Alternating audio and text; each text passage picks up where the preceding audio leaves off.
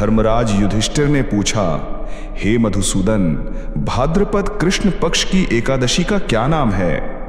भगवान श्री कृष्ण ने कहा, हे राजन, इस एकादशी का नाम अजा है।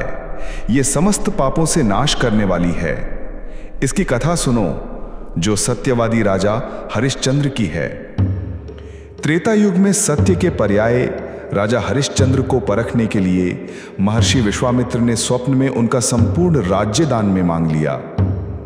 अपने वचन का मान रखने के लिए राजा ने अपना सर्वस्व त्याग दिया और अपनी पत्नी तारामती व पुत्र रोहिताश्व के साथ अयोध्या छोड़ दी।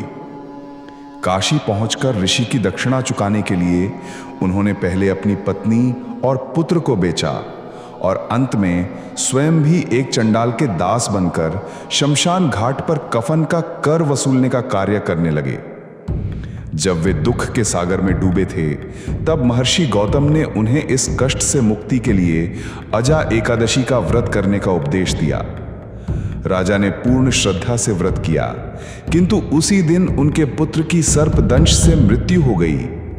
उनकी पत्नी जब पुत्र का शव लेकर उसी शमशान में आई, तो हरिश्चंद्र ने अपने दास धर्म का पालन करते हुए अपनी ही पत्नी से पुत्र के दाह संस्कार के लिए कर मांगा।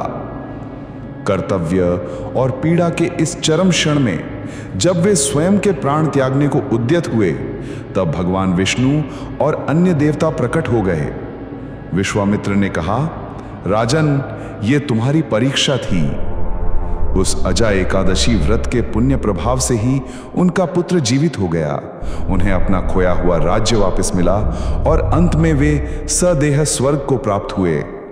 श्री कृष्ण ने अंत में कहा, हे राजन, जो भी इस व्रत को करता है और इस कथा को सुनता है, वो पाप मुक्त होकर विष्णु लोक को जाता है।